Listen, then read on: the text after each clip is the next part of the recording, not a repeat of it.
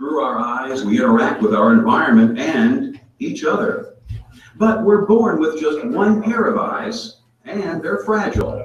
If we're not careful, these windows to the world could close forever.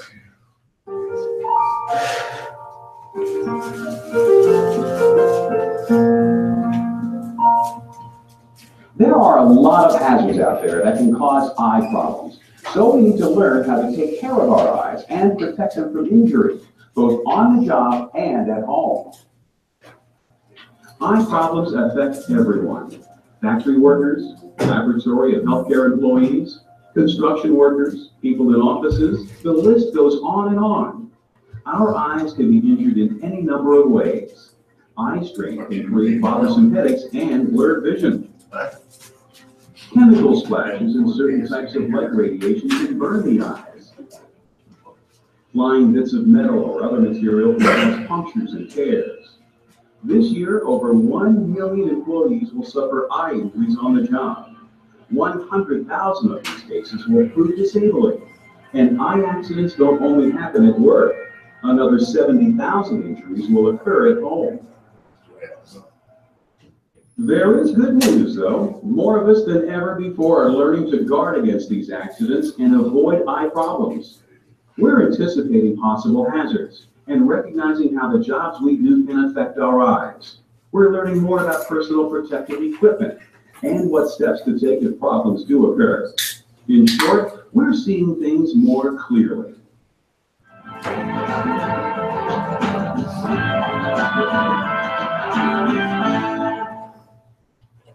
To be able to protect our eyesight, we first need to know how the eye works.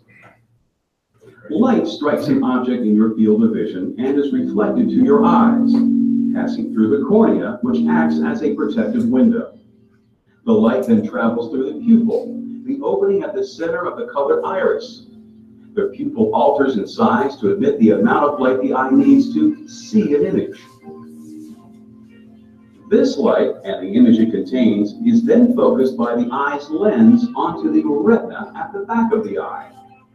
The retina is made up of tiny optic nerve cells, which convert light energy into electrical signals. These signals then travel along the optic nerve to the brain. As you would guess, this is a fragile system. Damage to any part of the eye can cause real problems. So we need to do everything possible to protect our eyesight. We can start by identifying the hazards that we are likely to encounter at work and at home. Only then can we take the proper precautions. Let's take a look at some specific threats to our eyes. You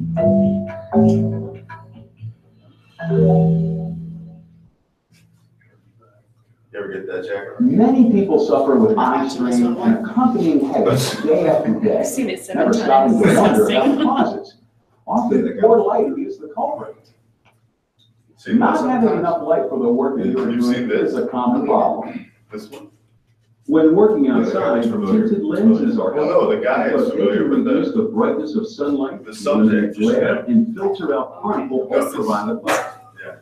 But since there are many No, this is causes it. You guys have never actually seen this video, but they do use this guy in the training network that does the videos. They do use so him. that they can investigate the problem and determine what can be done to remedy the situation.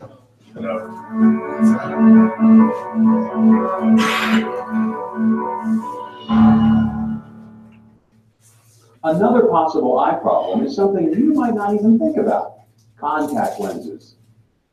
Dust, flying particles, and splashing chemicals can be trapped under contacts, increasing the damage these hazards can cause. Evidence is mounting, however, that wearing contact lenses in certain types of work areas is not as dangerous as people used to think. Researchers have determined that soft lenses do not act like fast-absorbing sponges, soaking up chemicals and holding them dangerously against the eye. It takes much longer than originally thought for lenses to absorb substances that can injure the eye. Studies also show that welding sparks and electrical arcs will not cause contact lenses to melt and bond to a worker's eyes. The heat generated by these sparks and arcs is not intense enough to do this kind of damage. Many companies take this position. If studies show that contact lens wearers suffer more injuries in their specific jobs than non-wearers, then contact lenses should not be worn, or special protective eyewear should be used. So you need to know your environment and act accordingly. Ask your supervisor about the contact lens policies for your job. Everything's got a policy nowadays. Didn't have a contact lens policy. Our eyes are exposed to a number of other dangers that fall into two categories: physical and radiation hazards. This includes flying particles, splashed chemicals, and intense light. When these types of hazards are present, it only makes sense to wear personal protective equipment. The most common physical threat to your vision is flying particles. You can help to protect yourself from them by using safety glasses with shatter-resistant lenses. Glasses with semi or eye-cup side shields provide protection from the sides as well as the front. Recently, new fashions have come into vogue. These up-to-date frames are also lighter in weight and more comfortable than older frames. In many situations, our eyes can be attacked from virtually any direction. In these cases, goggles are what is usually needed. They come in both rigid and flexible models. A goggle snug fit protects the eye from dust and sparks as well as impacts. Holes at the sides allow for direct airflow to the eye area. Where chemical splashes are possible, it's best to wear goggles designed to provide indirect airflow. Here, the ventilation holes are partially covered to deflect liquids so that they don't reach the eyes. In the most hazardous environments, safety glasses or goggles are sometimes not enough. Workers often need to wear face shields as well as goggles. Depending on the model, these shields can provide additional protection against flying particles and chemical splashes, as well as radiant heat. When a face shield is used, goggles act as a secondary line of defense against any hazards that make their way up under the shield. Welding helmets that incorporate special protective lens plates are the eye protection that is used during welding operations. But these helmets can create other unique hazards. For instance, hot particles tend to collect on top of the helmet's lens plate. When the helmet's visor is pushed back, the particles can shower down over the face and eye area. To combat this, a magnetic adhesive strip can be affixed above the plate to capture these bits of metal, keeping them safely away from the eyes. To guard against burns to the cornea, lens plates on welders' helmets are usually tinted blue or green to handle the intense ultraviolet radiation that is given off during the burning process. Radiation from laser operations is a hazard as well. Employees who work around lasers must protect their eyes with special glasses or goggles that block or absorb the harmful laser light rays. With all of the different types of eye protection that are available today, there are many alternatives to choose from. So make sure you know what equipment is the best for the job you are doing. But selecting the appropriate eye protection is only half of the battle. Your PPE is a tool, just like a wrench or a calculator. It can only do its job if you take care of it. Keep lenses clean so you can see what's going on around you.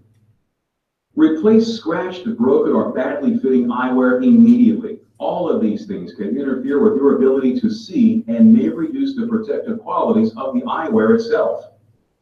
And keep track of your eyewear. Don't leave your safety glasses at home and have to borrow a pair at work that may not fit properly.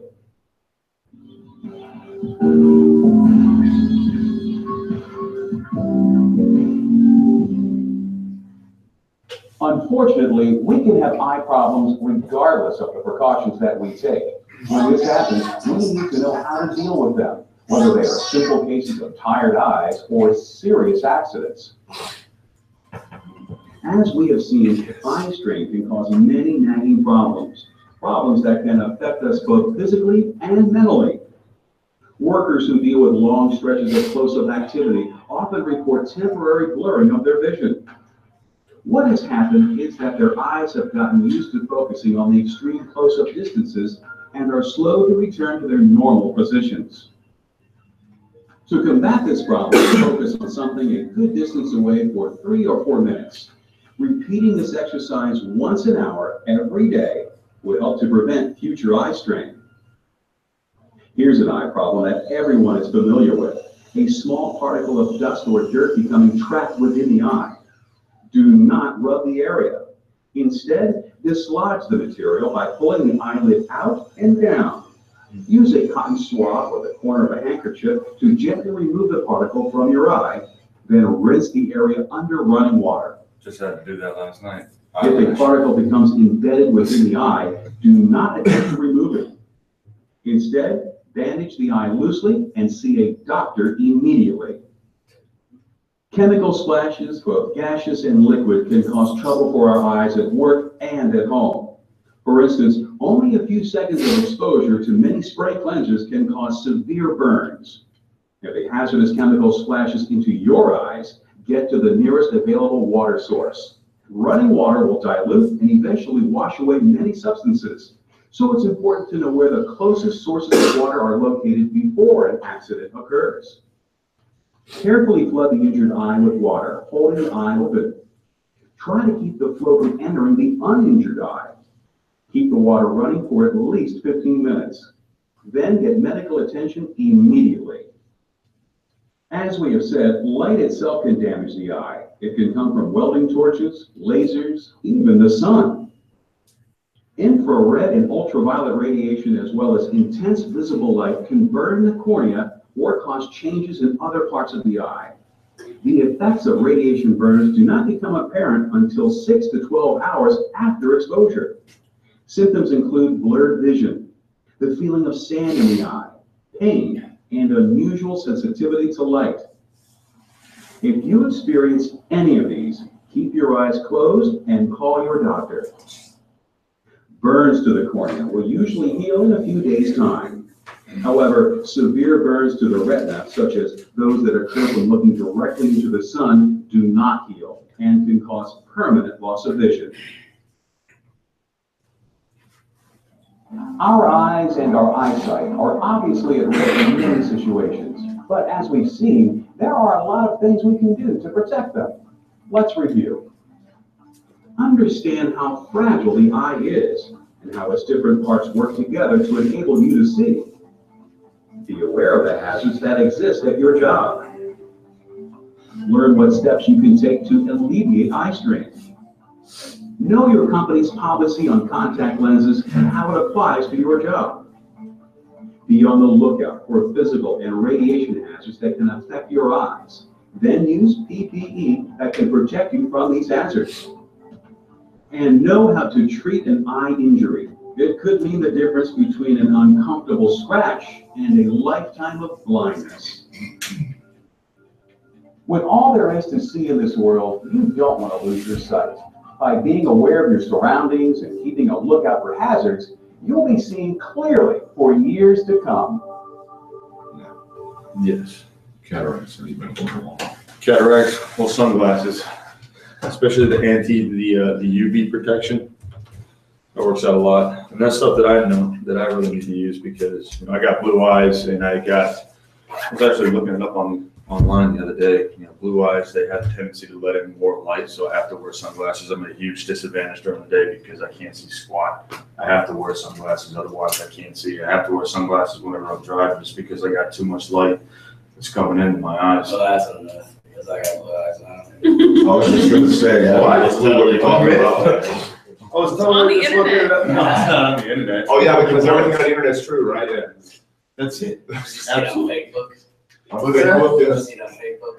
No, Facebook, oh, is that what you're calling it? No, I can't remember. I checked it out from a couple sources. And they were like, yes, it lets in more light than brown eyes. Like brown eyes, they don't necessarily need to wear sunglasses.